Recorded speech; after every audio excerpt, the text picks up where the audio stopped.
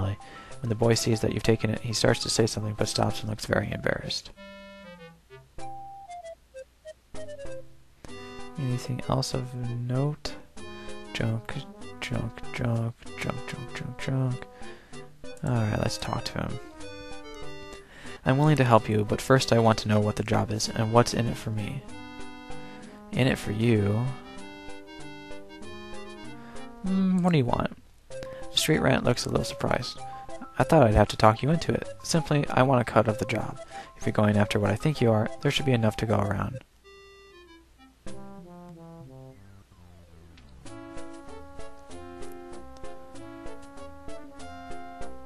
What can you do for me that makes this whatever? I have contacts and information for the Brotherhood that all the previous thieves lacked. If I was helping them, they might have succeeded.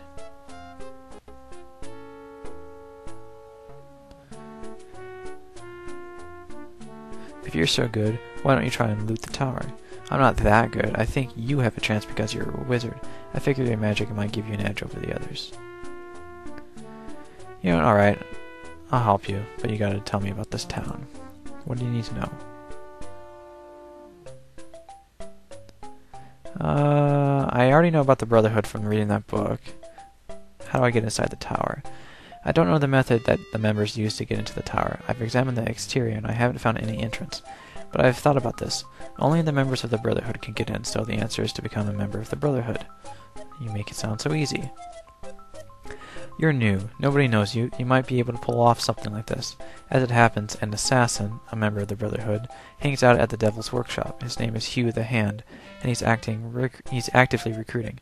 It's not easy to catch his eye, and harder to have him sponsor you. Alright. What is the Devil's Workshop? It's a tavern in the center of town. Low-life scum throughout Skurvash collect there to meet contacts, do business, and get drunk. In fact, the workshop's bartender is the most successful fence in town. The fastest and cleanest way to unload stolen merchandise is by selling it to him. Alright. How... I can figure that out. Who are your contacts and what do they have to offer? I know someone who was once a member and knows the entire layout. Undoubtedly, he'll be able to give me some vital information.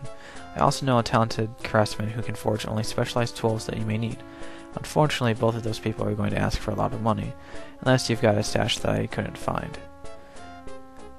You're going to have to come up with some.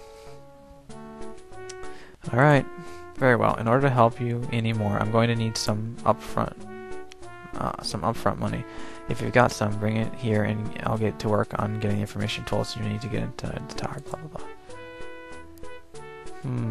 Well, I'm going to examine the doll. The doll is carved from wood. It is vaguely human. It has 2 legs, 2 arms, and a head, but lacks any specific features. A rune structure has been carved on its back. You assume that this is the spell that keeps it moving. You have learned a spell. Cool. Alright. Let's see. What can we find here? I don't want to go that way. No, I don't want to go that way either.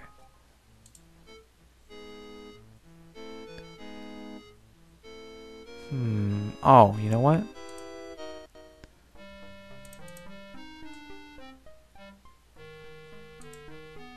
I bet we can use the pry bar to break the lock. Cool. We got jewels, we got another pipe. 1, 2, 3. Oh, we got all the pipes. Cool.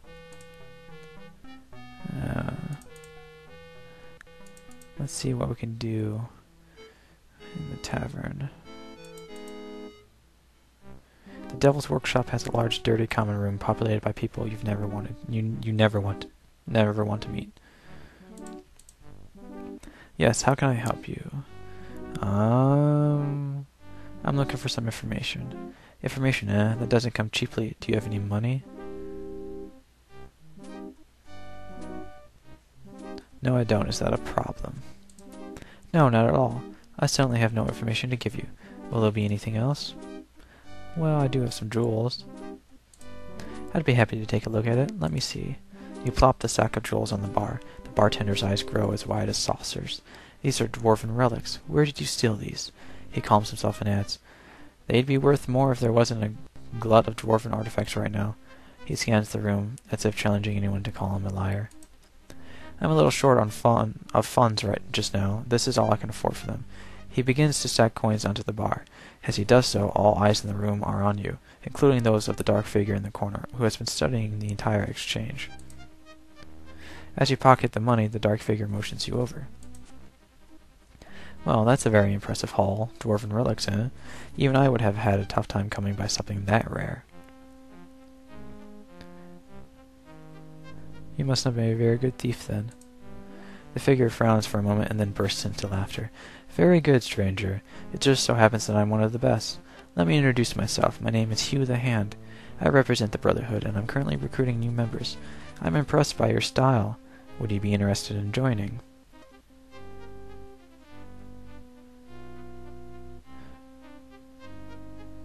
Why would I want to join? For a variety of reasons. The membership provides quite a bit to its members. It assigns the contracts and makes weapons, information, and healing available. For that, the Brotherhood requires a stiff tithe. The alternative is to continue operating without a membership.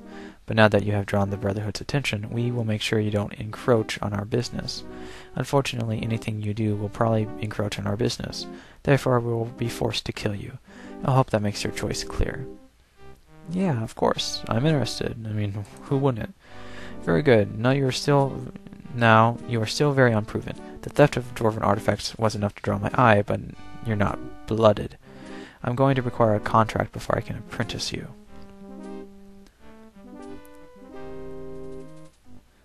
Alright, who's the target?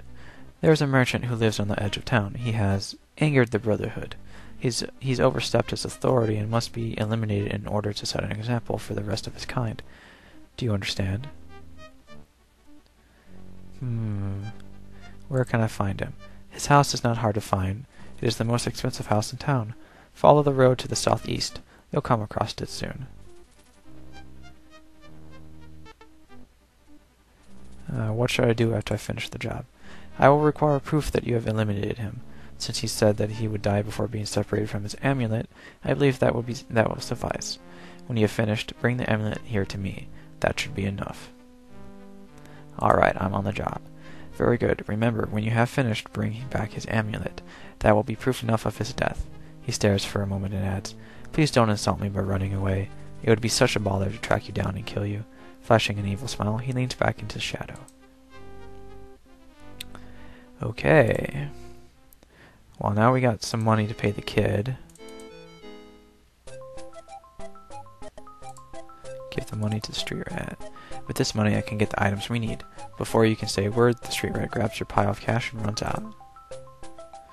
Alright, now let's wait for him. The street rat charges back into the chamber, completely out of breath. I got him, he wheezes. The information and the lockpick. Tell me about the lockpick. It's custom. There's never been another made like it. Look at it. You take the bizarre instrument from the street rat and roll it in your hand. Twisted prongs stick out from a rounded base. The lockpick has been designed to open any type of lock, no matter how complex. Only one of the prongs will fit into each lock. Once you've placed that prong inside the keyhole, you'll be able to move it certain ways. Each movement will make a specific sound. According to the locksmith, the lockpick will make a distinct sequence of 3 noises before the lock springs. He didn't tell me what the series of sounds was, but he said it would be the same for every lock. Tell me about the information. Oh my god. I bought it from an ex-member of the Brotherhood. He claims that this parchment contains the codes to open the tower's treasure room. There's no way to verify it without actually getting inside the tower, so I had to buy it at face value. I don't really understand it anyway. I have no idea what the first line, "buy their time to die," means. The second line is a list of continents above Skurvash that partially obscure the sun throughout the month. We can't see which one is at this time of day because the sun is behind the tower. Overall, I don't know how to use this information, but it might come in handy. What can you tell me about the wealthy merchant? He was the most prominent and successful merchant in town until a couple of weeks ago. Then he just dropped out of sight. Rumor had it that he had a run-in with the Brotherhood. Maybe it had something to do with the stiff taxes the Brotherhood places on any transaction in Skurvash. I always thought he'd be safe from the Brotherhood. He has a magic amulet that keeps him from harm, and he's never without it. That's about all I know, except I heard that he keeps a journal hidden away inside his house. I hope that helps, although I can't imagine how. Good work. I'll take it from here. The street rat looks rather pleased. Thank you. I think you'll find that in the long run, it'll be worth far more than what you've paid. Alright. Southeast. The house looks expensive, more so than even its closest neighbors, but is also abandoned. Well, let's try to lockpick the door. You gently slip the lockpick inside the heavy iron lock. After it slides solidly into place, you carefully examine the lock, trying to decide how to manipulate the lockpick and unlock the door. Jiggle. So it produces a tick sound. Turning, a thunk. Push. The lockpick produces a clack. You must have done something wrong. It failed to open the lock, okay? Let's try that again. If that wasn't correct, let's try pushing it. Okay, a clack. Turn, thunk, jiggle. Okay, done something wrong. Okay, lockpick. Let's try that again. Push, jiggle, turn. Oh, okay, so I should probably write that down. Lockpick. I need to make a clank, a tick, and then a thunk. Alright. The lockpick produces a thunk. The merchant's lock clicks and the door cracks open. You pocket the lockpick with a sly grin. Yeah, I don't want that. The house is all but empty. Its contents, save for a few spare items, have been taken away. Fireplace, clock, poetry book. I've already read that. Let's read the poetry book. Okay, a love poem. The wind. She lifts from the mist in the morn. She breathes the first air of the day. She flies towards the rise as she's born, but dies before she's away. When time comes for wine, she doth linger, and trails her hand in the stream. She knows as it flows through her fingers, it is far deeper than it seems.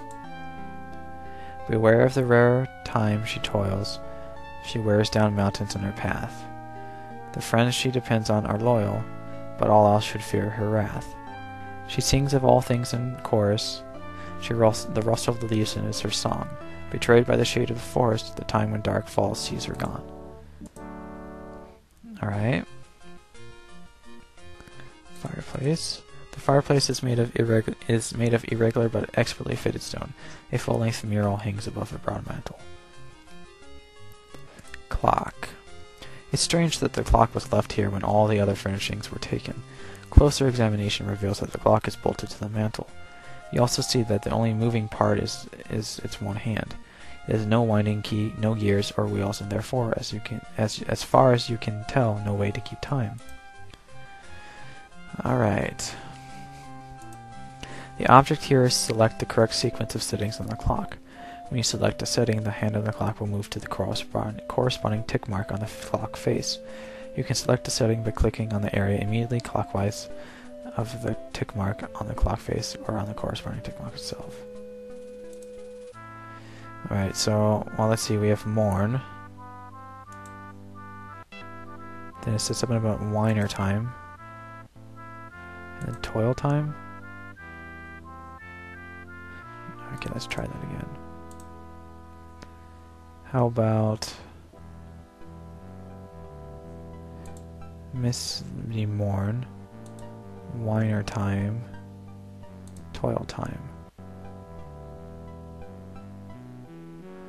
Alright.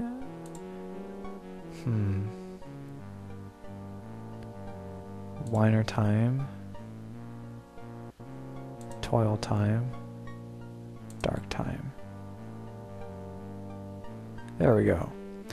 One of the stones surrounding the fireplace pops open. Inside the compartment, you discover a leather-bound journal. Take the journal. Read the journal. We're pretty much wondering